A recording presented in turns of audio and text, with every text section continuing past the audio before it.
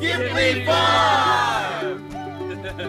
Everybody says it all starts with the soil, and that's really true because the soil is what holds minerals. So if you put the right minerals in the soil in the right form that a plant can grab at the right pH so it can actually be available to the plant, and you eat that food, it is like no other food you've ever eaten. You can't buy it at the store. You got to grow it. So it all starts with the soil, basically. 8 foot. Oh, you just need like 3 in each row.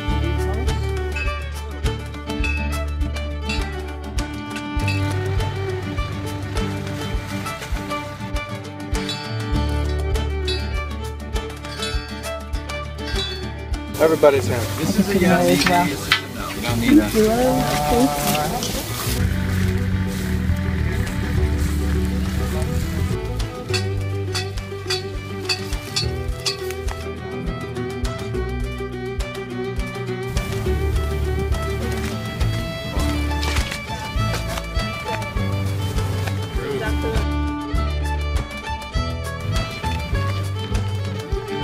I'm gonna rip up the earth and not have a little anointing.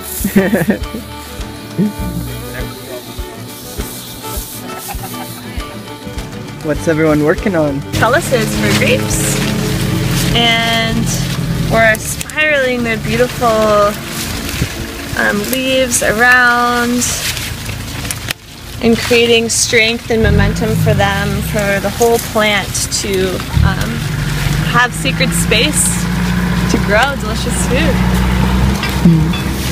All the stems are really bendy and pliable, so you can really spiral them around. We're also pruning to take care of the plant, and we're harvesting right here.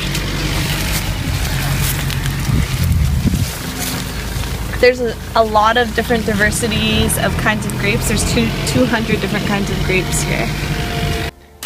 What are you all working on? Swales and berms. Woohoo! Swales and berms.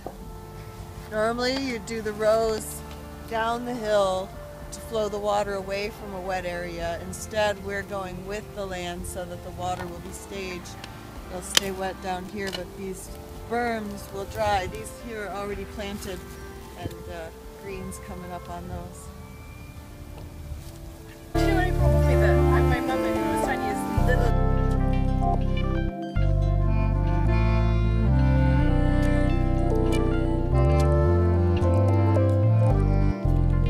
And then outside of it, you have a raised bed that goes in a squiggly S like this, and you fill it with sand and put reeds and cattails in it, and you have the drain go right into that, and it'll take all the bad stuff out, and then have that drain into the pond.